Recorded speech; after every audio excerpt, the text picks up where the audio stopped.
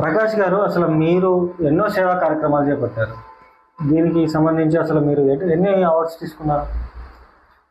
Awards చాలా తీసుకున్నామండి. Telangana state government నుంచి హైయెస్ట్ బ్లడ్ డోనర్ మోటివేటర్, ఎక్కువ క్యాంపులను ఎక్కువ రక్తదాన శిబిరాలు పెట్టినందుకు గాను నాకు 2 అవార్డ్స్ వచ్చాయి. అలాగే వైజాగ్లో 4 రాష్ట్రాలు కలిపి తీసిన అవార్డ్స్లో ములుగు జిల్లా నుండి చరిత స్వచ్ఛంద సేవా సంస్థకి ఏజెన్సీ గ్రామాలలో, మారుమూల గ్రామాల్లో ఎక్కువ రక్తదాన శిబిరాలు పెట్టి ఎంతోమందికి ఆదర్శంగా నిలిచినందుకు భారత్ సేవా రత్న అవార్డు వచ్చింది.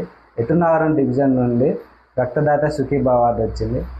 ఇండియన్ రెడ్ క్రాస్ సొసైటీ నుంచి కూడా ఎక్కువ యూనిట్స్ కలెక్ట్ చేసినందుకు వారి తరపు నుంచి కూడా నాకు highest blood donor and motivator award రావడం జరిగింది.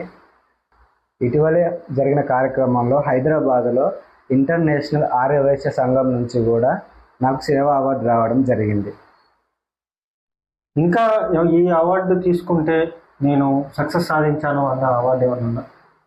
ప్రభుత్వం గుర్తించి సీఎం చేతుల మీదుగా ఒకటి, రాష్ట్రపతి చేతుల మీదుగా నాకు చరిత స్వచ్ఛంద సేవా సంస్థ మన నూగూరు వెంకటాపురం నుండి రాష్ట్రపతి చేతుల మీదుగా నాకు అవార్డు తీసుకోవాలని నా కోరిక.